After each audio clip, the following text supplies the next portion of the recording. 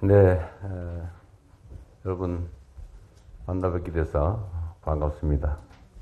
국방 치안, 각 시장, 구청장님들, 또 군수, 지도지사분들까지 다 함께하는 첫 번째 회의 같습니다. 제가 급하게 이 회의를 좀 함께 하자고 말씀을 드렸습니다. 국가의 존재 이유 중에 가장 큰 게 국민의 생명과 안전을 지키는 일이라고 합니다.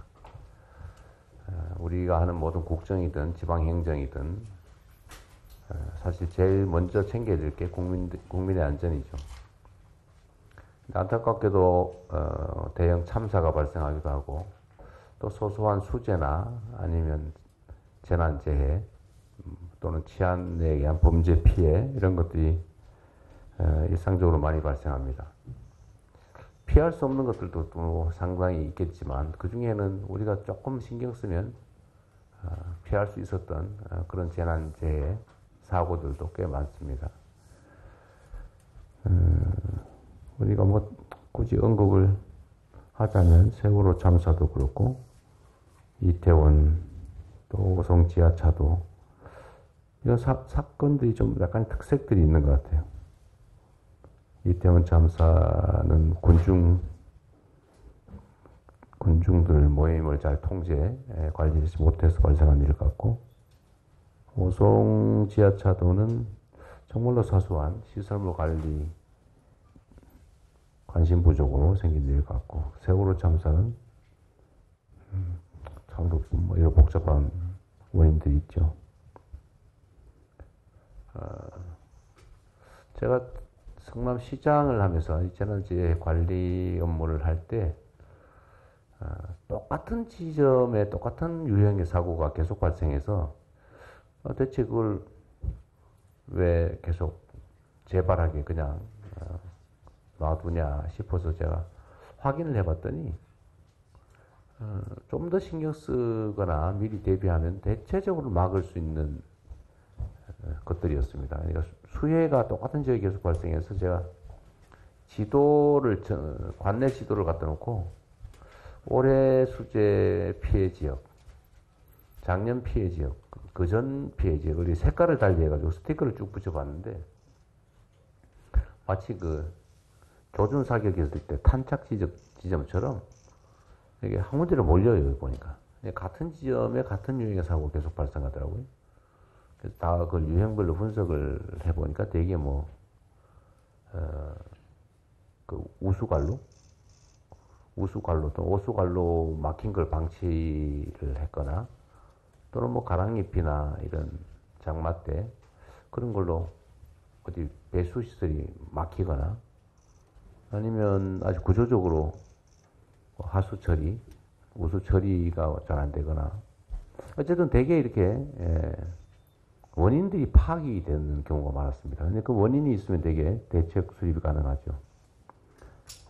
수재 문제도 그렇고 또 아마 치안 관련해서는 참 그건 어렵죠. 일종의 고의적 범죄 행위를 막는 것은 쉽지는 않죠.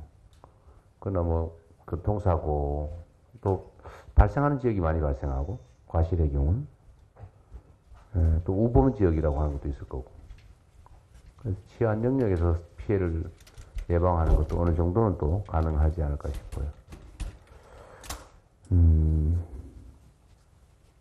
그래서 이번에 어차피 또 장마철이 시작되는데 우리 한번 상황 점검을 좀 해보고 이번에는 앞으로 이때까지야 뭐 어쩔 수 없었는데 앞으로는 좀 어떤 특히 사람들이 사망하거나 이런 중대 사건이 발생하는 경우에 신속하게 원인을 좀 분석을 해가지고 발생을 막을 수 있었는데 부주의나 무관심 이런 걸로 사고가 발생한 경우에는 좀 엄정하게 책임을 묻자.